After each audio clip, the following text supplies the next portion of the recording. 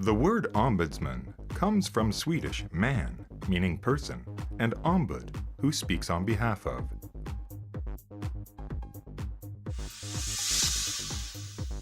Montreal created the position of ombudsman to improve the quality of services provided to citizens. The Ombudsman's office investigates problems submitted and recommends suitable solutions. Alors, le travail d'Ombudsman de Montréal, c'est un travail de protecteur du citoyen, mais pour les droits municipaux à la Ville de Montréal. On est complètement impartial, neutre, apolitique et indépendant. The Ombudsman de Montréal has two main powers: to investigate and to issue recommendations. The position is presently occupied by Ms. Joanne Savard. Au bureau de l'Ombudsman, on a une équipe de gens extrêmement compétents et dédiés. Ils ont tous une formation juridique, mais également, ce sont des gens qui ont des valeurs et des qualités humaines très fortes.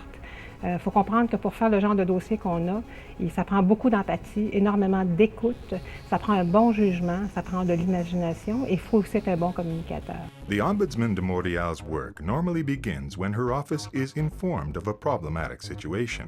The Ombudsman handles complaints of persons who believe they have been treated unfairly by the Ville de Montréal. The Ombudsman can intervene with respect to any municipal matter, with a few exceptions, such as labor relations, peace officers, and the Société de Transport de Montréal. Under the new Montreal Charter of Rights and Responsibilities, the Ombudsman de Montréal may also intervene with respect to acts or decisions made by City Council, the Executive Committee, or any Borough Council. La Charte montréalaise des droits et responsabilités, c'est une nouvelle loi, en quelque sorte, qui est entrée en vigueur le 1er janvier 2006 et dont l'Ombudsman est le gardien. Plusieurs engagements spécifiques qui sont pris par la Ville en matière d'environnement, en matière de lutte à la pauvreté, en matière de protection du patrimoine, en matière de sécurité des femmes. C'est vraiment un document qui est un modèle à suivre pour toutes les autres villes. When is it appropriate to submit a problem to the Ombudsman? Only when all other avenues have been explored. First, the citizen must have submitted the problem to the service or borough director concerned and have received a negative response. Normally, the Ombudsman de Montréal will not handle a file pertaining to a situation that a citizen has known about for more than 1 year. Si un citoyen vient chez nous et qu'il nous soumet un problème sur lequel on n'a pas le pouvoir d'intervention ou d'enquête, on va quand même prendre le temps d'écouter, de bien comprendre le problème et on est généralement capable de référer le citoyen vers une autre organisation. Alors, ce qu'on a comme devise au bureau de l'Ombudsman, c'est que si, par défaut de juridiction, on doit fermer la porte, on s'assure toujours d'entrouvrir une fenêtre pour le citoyen.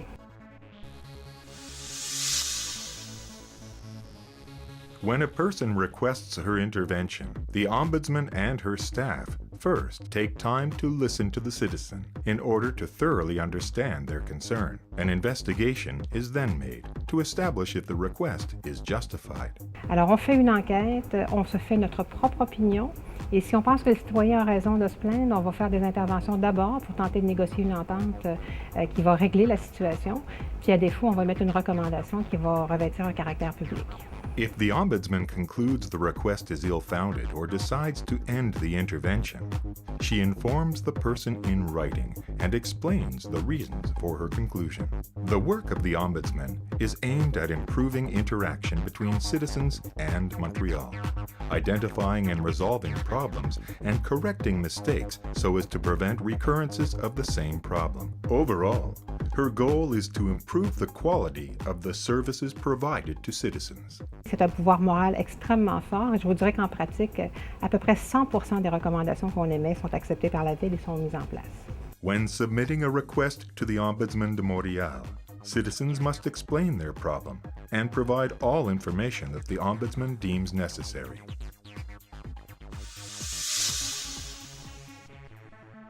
Toutes les informations qu'on cueille vont demeurer confidentielles, sauf dans la mesure qui est requise pour traiter adéquatement le dossier. Mais la confidentialité, on l'offre aux citoyens, on l'offre également à la Ville et aux autres intervenants.